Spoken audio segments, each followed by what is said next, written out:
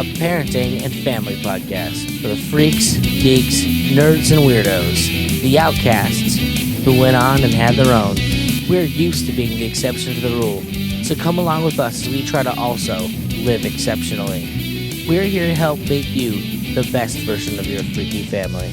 All right, how is everybody doing today? Welcome to episode number 117 of Peace Freqs. I'm Nikki P here as always with my lovely wife and co-host Lizzie. How are we doing there, babe? Pretty awesome. You sure you're doing awesome? Well, yeah, I was like actually intentionally social this week. That almost never happens. You went and saw people? I did. I went to a picnic with people, and then I went to a party with people, like both of them in the same week, intentionally. It's crazy. That is pretty crazy. I don't remember any of these things happening. I slept through most of them, I'm sure. Yeah, that's usually the way it works. We just alternate being asleep for events, so. Pretty much. How are you? Erma tried to have a tea party with me while I was asleep, and I'm like, oh yeah, I'll tea party with you, sweetie. Do you got the scones? I need some scones for a tea party. Right. No, I got apple slices instead of scones, Daddy. I'm like, fuck yo, tea party. Are you trying to make me this healthy tea party crap? It's not even a healthy tea party. I don't even know what that is. It was a lot of fun, though. And by fun, I mean I slept through it, so I think we're talking about doing it today. Yeah. Aw, yeah. So this is episode number 117, Creating a Homeschool Curriculum, a primer. Oh, yeah. I just thought it would be fun to kind of go over this because it was one of those things that was a whole lot of doing, and then eventually just throwing it all together. Yeah, because as we know, I like to research things to death, and I will continue to research until the time for action has long since passed. So eventually, you do have to just step in and say, all right, well, what do we got? We need to do it. So, but before we get into that, let's start it off. We like to start every day off. What have we been reading? Oh, snap. We read Sacred Cow. I think we both read Sacred Cow. We both read Sacred Cow. Because you yell at me when I don't read the same stuff you do, and then I just tell you to read more interesting stuff. Well, I like being able to talk about it, but yes, that was one of the few books we both agreed that we wanted to read, so. Well, I was interested. And diet is an important thing, and I'm trying to find ways that I can not be a fat piece of shit. Yeah. So, whatever information, maybe something's going to be the thing that clicks and allows me to mental my way through it. Well, and it crossed path with the environmental messaging and whatnot. It did. It would definitely be a great episode for, Free Market Screen Earth, but yeah. I don't think Ben's going to read it. Well, they are theoretically coming out with a filmed version of some sort. There's no theoretically about it. I'm pretty sure it's already out. So maybe guys can both watch that and then talk about it. What else did you read in there while we're looking? I read Clouds of Witness, which is Dorothy L. Sayers' novel. I think she was an author in the late 20s, early 30s. And it's very, British, and I don't know. It's church shit, folks. That's what it is. It's not necessarily all churchy. Oh, my God. But yes, it is coming from as sort of a conservative British, I suppose, background of that time. So yes, they do mention God, and it is about character and building and whatnot. Well, how many people die in the course of the story? Very violently. Oh, at least 2 or 3. And with grinning people over top of the bodies playing with the blood. Probably only one of those. No, I'm kidding. No, it's not quite as sinister as all that, but it's pathetic. What did you read this week? Well, I read the most disgusting thing I've ever read in my life. Oh, no. What was that? I read Propaganda by Edward L. Bernays. Oh, goodness. Okay. Yeah, I mean, basically all of the people who are responsible for our government are terrible people. All of them.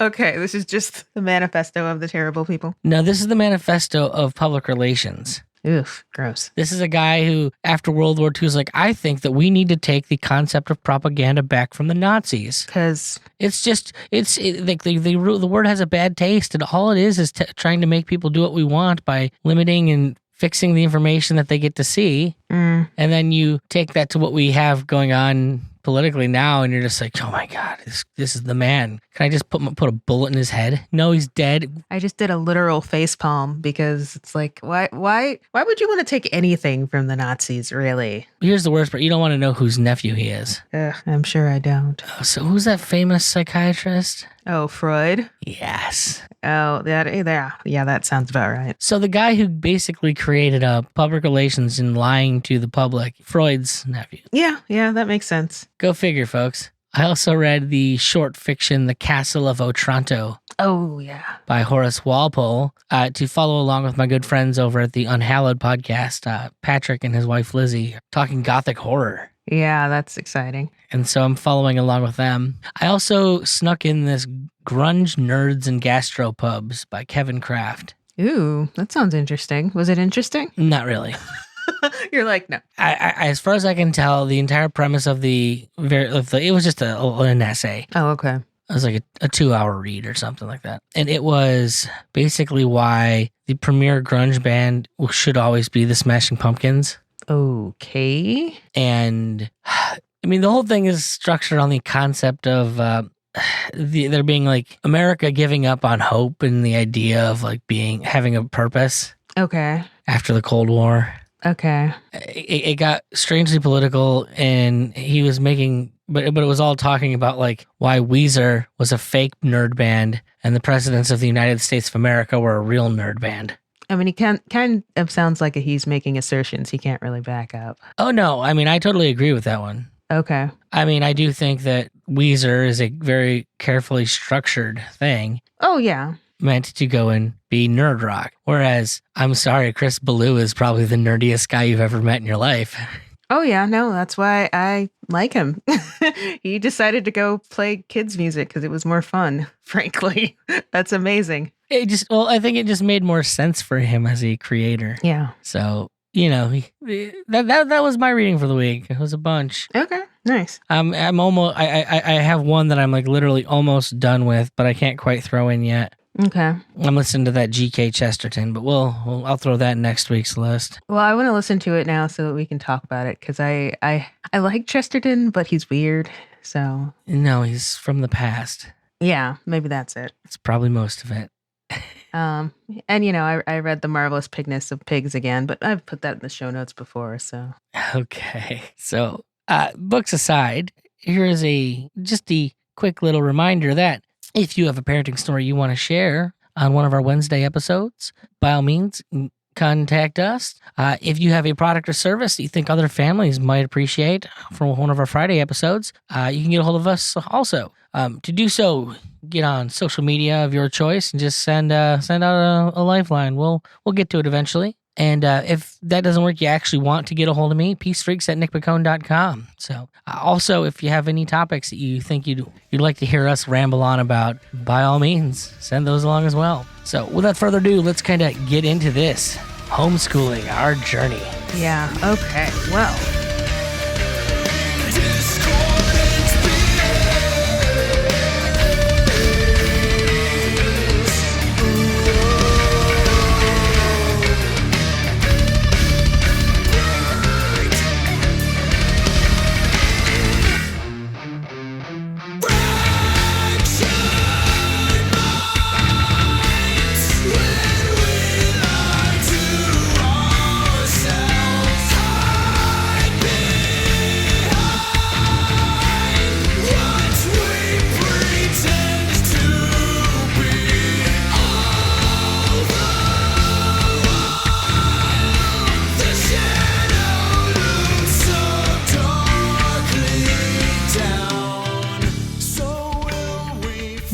This is going to be done like we do everything. Yeah. Or at least it was done like we do everything. Yeah. Where Liz goes and spends an insane amount of time researching things. Right. And trying to get a handle on the entire subject. And then I come in at the very last minute and make all of the snap decisions and just say it's over.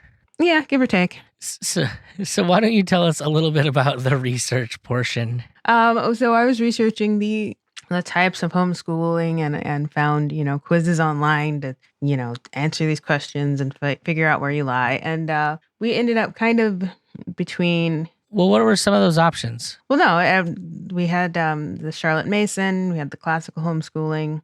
Some would say those two overlap a bit. You have the unit studies type of homeschooling.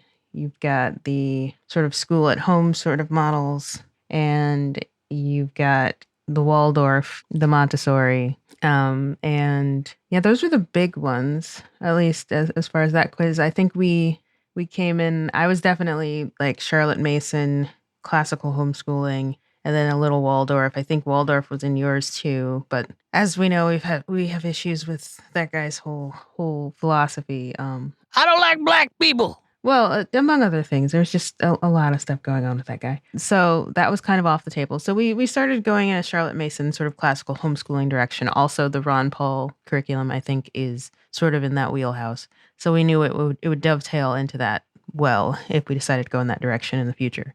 Right. And So then I started researching Charlotte Mason curriculums. And, as you're saying, we started kind of running out of time. So you basically said, all right, what's free that we could get that'll get us, going in this direction? well, so to kind of comment on this, the most irritating thing about this is that all I cared about, because we're gonna do what we're gonna do. Yeah. All I wanted was a list of what I needed to have her educated in from the state. Yeah. That's all I wanted. But they can't give us a straightforward list. No. Like, everything that they do is done in the most backwards way, where they want you to actually, it's done by like time. You have to have so many hours in this and this and this, Yeah. which is stupid. Why are we not talking about how much material needs covered? Yeah. And I did eventually get sort of those answers, but to do so, you have to go through their actual requirements for teachers, which are arranged in this very convoluted bureaucratic method of headings and subheadings and lists and sublists and charts, and it was just a whole bunch of stuff to just kind of compile a list of, okay, they need to have these skills by the end of this. And listening to Homesteads and Homeschools, the past couple episodes, just hearing him talk to teachers about how they would have to go through each of those sort of headings and subheadings, like section A and then paragraph 2 or whatever, objective 2, to try and justify everything that they're doing. Thankfully we don't have to do that, but just I can't imagine how crippling that must be for an educator, because it's ridiculous to just try and find all of those things, let alone to try to, directly align everything you're doing with those things every second of every day. The frustrating thing for me is like, so all I wanted, what do you require? You won't tell me what I need to, like, so I'm not breaking the law. So I'm living within the means. So it's kind of like, guess. It's just like everything else out there, maybe it's a crime, maybe it's not a crime. Just, well, I can't deal with that whole ignorance of the law is no excuse if you won't tell me, if I can't even find what the law is. Yeah. So the really helpful thing was we finally got in touch with the homeschool groups through Facebook, because that was the easiest way to do that. But our local homeschool support groups, which basically go into the actual legal requirements. Okay, you're required to cover these subjects. You're required to assent to, basically telling them, we're going to cover these subjects. These are materials we may or may not use. And now you have the information. You may, it's not an approval. So you may acknowledge that we've given you this information and, we're going to go ahead and homeschool now. But yeah, just figuring out what we actually legally had to do. You had to sort of come at it from the other end, from people who've already done it. So we're getting towards game time. And I said, Liz, what is the most complete, most affordable thing that we can do? Yeah. Just so we can cover our I's and T's, we can add and subtract as we go and for what we need. And I listen to the Scholé Sisters podcast, and I appreciate what they do. And one of the ladies there is actually on the board of Ambleside Online, which is a classical homeschooling curriculum that was developed and continues to be developed. And all of their curriculum is online. It's free. Well, more importantly than that is that it's easy to kind of visualize. Yeah, they do have everything up there, yeah. You download the PDF for what age your child is, and they will literally break down this is what gets covered week by week. Yes. And so the first thing I did, I downloaded the PDF, and I start taking go from their PDF to our Evernote, and I set up an Evernote notebook for this year. Right. And just copy and pasted everything for each week and started a different notebook within like a stack. So that like you have the stack that's this, the homeschooling this year, whatever. And then each notebook is a different, I guess each note was a different week. Yeah. And then I basically go through, week to week, and I'll put pictures and actual links for what we actually did, into that notebook. So then when we have our assessor come through, he or she can just look at it and everything's right there. The other thing that's great about Ambleside is that they tell you, here are the books, and they do their best to try and keep as much as they can public domain. Right. So you get a lot of Project Gutenberg books you have access to that you can, which I don't know if you know Project Gutenberg, but it's basically a big thing that was designed to upload classics so that they're readable for anyone who doesn't have the money to go out or doesn't have access to a library membership, right? Yeah, which is awesome because, free is always nice. And honestly, we've had a couple of books that we've decided, we might want to find a newer living book or, some other resource for this other than Project Gutenberg. But most of them we've been able to use just what they had. Well, the important thing is that you can find them. Yeah. Like whether or not you want to use them is irrelevant. You can do what you're going to do from there, but finding them is key. So the one thing that you come across with is that, within the Ambleside Online, it's very literary and history based. So it's just covering the reading and writing and that stuff. But it's not taking you STEM. So what I ended up doing is now I've gotten this breakdown by week. That gives me a skeleton. Yeah. It's set up in trimesters. So 12-week cycles, I think is what it is. 3 12-week cycles, something like that. Yeah. They've got little quizzes at the end of it. Mm-hmm. So I'm in an effort, I went and searched free math books online. Right, because those were the other kind of subjects that you have to decide how you want to do them and add those in there. Which, unsurprisingly, it was very easy. I found Miniature Masterminds, which are worksheet books. Yeah. And they've literally a page for every day for the exact length of time that you need to be. You do 5 pages a week, and you're making sure that you're getting the math requirement for the first grade. Right. For us. They also had a science one. Right. So I'm like, okay, cool. Now I've got 2 workbooks. I've got math and science in here. Easy peasy. I can hit the requirement. Well, beyond that, I think we started trying to put in other things that we thought would be more enriching. Yeah. One of the things we're going to be starting here next week, we had paid off some bills and freed up a little income. And so we're got a couple of the Kiwi crate and their geography crate. I think it's called the Atlas crate. Yeah, I'm so stoked about it. from Kiwi Company. And it's, little builder kind of things, it's just a standard kind of crate company, but it's put together specifically for children's education. Yeah. And as a way to kind of bolster up their learning there. One thing that we did discover while we're doing all this is that Erma is probably a little bit too advanced math-wise for the books that we got for a first grader. Yeah. So we they're very boring. Yeah. I really want her to do them so that we have the paperwork to send to the state. And there are definitely some things in there that we are doing. It's just like the everyday kind of chipping away at these skills, which she basically already has, was a pretty hard sell. So we've included like some Khan Academy, and I actually found the math RPG Prodigy online, I think it is. It's like you do math to cast spells and stuff like that, isn't what it is? Yeah, which apparently just totally works. Like I'm like, okay, well, yeah, sure. And she's picked up a ton from that. So awesome. Obviously, there's MathBot out there. Yes. If you want to get into programming, I think Erma's still just a hair too young for that, or maybe just not willing to sit still enough. Yeah. Maybe that's the big thing with her. I don't know. What do you think? No, I think it's good to know that the resources are out there.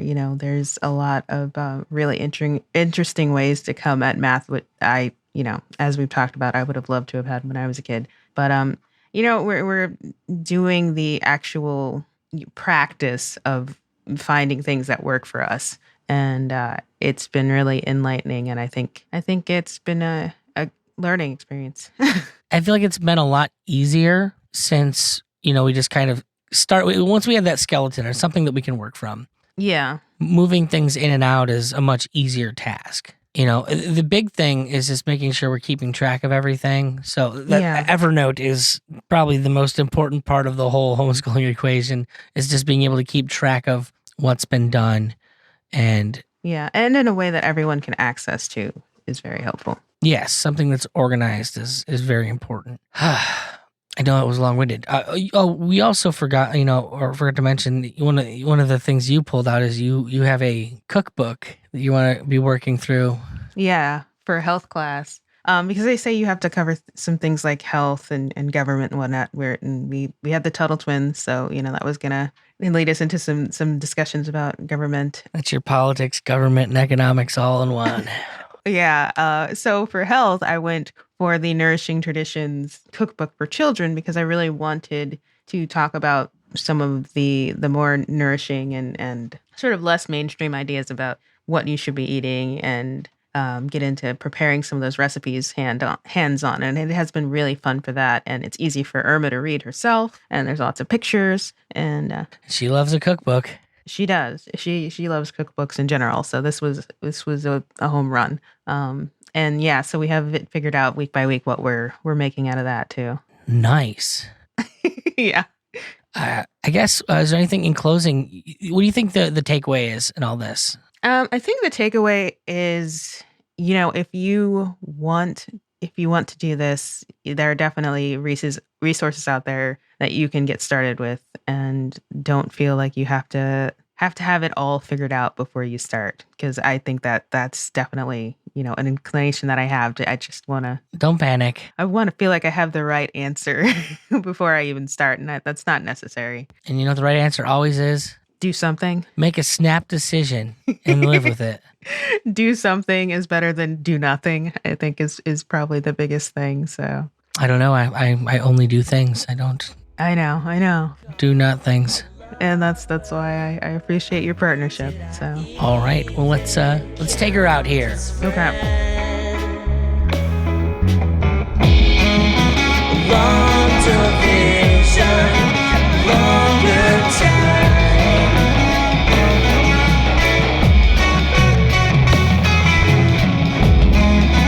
We're the portion and remainder broken kind.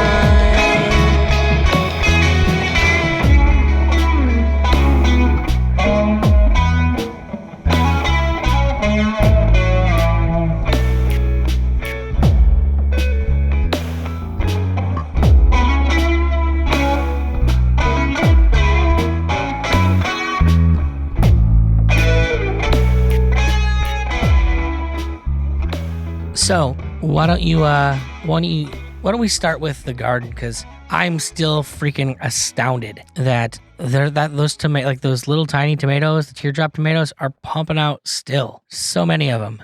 They're I don't know if they're just like the nighttime temperatures are going down. We gotta push out as many seeds as we can before we just freeze to death. Maybe it's the last throws. They're gonna come out of there pretty soon though, I think. We've got our... Were you out there yesterday? Do you see how many tomatoes are still growing and fast? I know. I'm going to have to bring them inside or something. It's ridiculous. I've pulled most of my herbs in. I've got sage and rosemary and parsley. They're all really happy inside. And I've got peas planted, got turnips growing, we got carrots growing, and we're putting the sorrel and lovage and stuff out we've got more suitcases now. And we're gonna talk about this. We're gonna get more. Yeah, every time I see a suitcase now. Well, I saw somebody left some luggage at one of those clothes drop offs the other day. Oh, really? While I was working, and I was like, if it had been a little bit later in the day, you might have just snagged it. I would have just thrown it in the back of my truck and figured it out. Yeah. I need you to get me some bricks. Bricks, yeah. To lift them up. That's something you need to do. There's a couple of things we need for that. You've got to get this trip over to what's it called done, Liz? Over to the garden store. They're closing soon. Oh no, I went last week. They're not closing until December, and I did talk to the guy. I was like, okay, so I'm gonna need a little bit more soil and stuff. He's like, we close kind of in December, weather permitting. So we'll be here, just. Yeah. But yeah, no, we filled up more bottles for winter sowing. We've got almost 100 bottles in the garage now. We need to rearrange our garage for reals, but God, I'm so lazy. I don't want to do any of that. I know. And we've got We rearranged the basement last week, so more ready to fill. So, oh yeah, you've got a man cave in the basement now. I guess I have some exercise equipment down here, and hopefully I'm gonna use it and stop being quite so deathly morbidly obese. Well, you were saying, it'll help for those late nights when you're editing and starting to like kind of lose the energy because you've been sitting in one place so long. You can go and get your pump on and wake up a little. Yeah, hopefully that's the idea. I've been rearranging a little bit down here. We were talking about bringing my CDs and DVDs down here for some ambience for the room.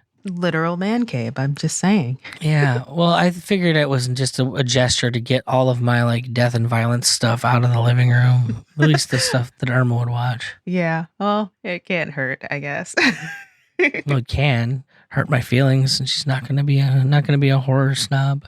I mean, not yet, at least. Maybe she'll grow into it. What do you call it there? The sunchoke out there. It looks like it's for like all week. It's had these flowers that were like, I don't think they're actually gonna pop, but it actually got flowers. It did. I don't know what they're gonna do. I'm just trying to like leave it be for this year and let it get a really, really nice, happy root system, and we'll mess with it in the spring and see what we can pull out, and then replant them, I guess. I mean, that's the idea. Is we're just gonna grow those things out, let them be sunchoke container. Yep, perpetual planting. I dig it. I keep reading all these books. I need to read John Jevons' book again and get an idea of what kind of biomass stuff, because I don't want to just plant seeds. I think that I finally figured out that was why I was kind of reluctant to buy the seeds, because I don't want to just plant the annuals. I want to plant, the perennials that are going to help with the annuals, and I want to plant some stuff for biomass. I just want to decide what that stuff should be.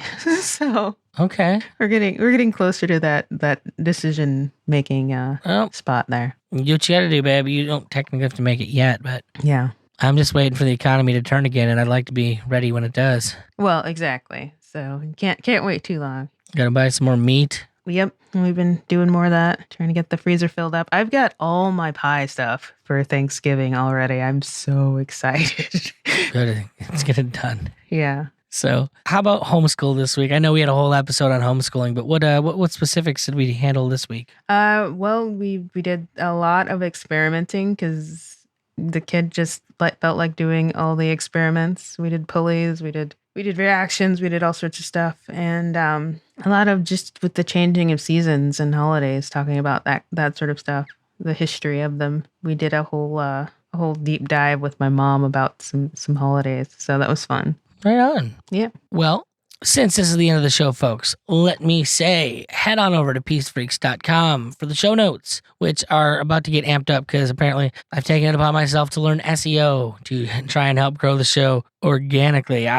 Nicole over at the Living Free in Tennessee website, she mentioned an SEO program for WordPress that basically goes in and tells you what you're screwing up on your SEO on WordPress. And she mentioned on the Survival podcast with Jack Spirko the other day. And so I've been working on that. So show notes are going to be beefed up so that I can make them at least more SEO friendly. It's going to be a lot of work I don't want to do. Oh my God. I want to be a podcaster. I don't want to be a web designer. I guess I am technically a web designer. I've been paid to do it. Well, there you go.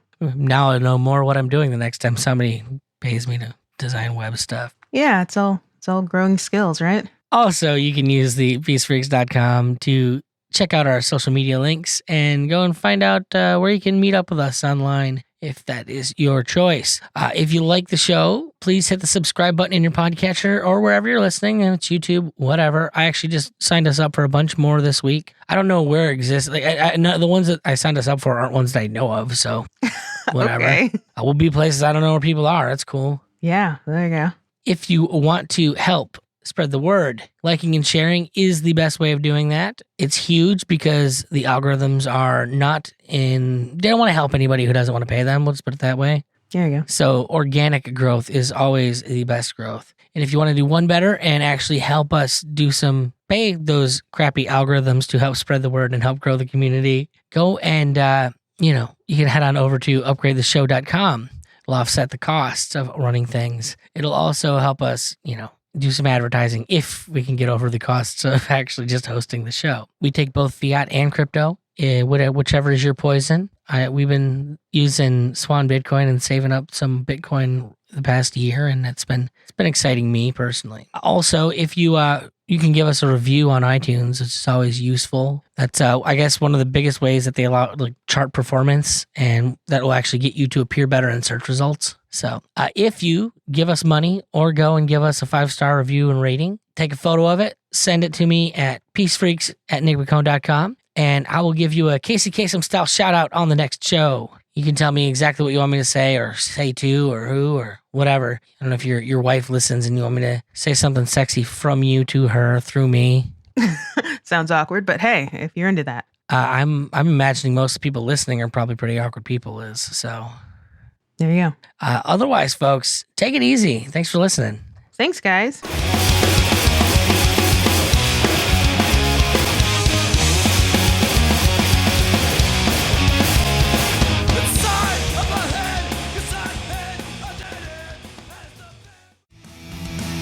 This podcast is a proud creation of the Mad Audio Lab. For more information, check out madaudiolab.com.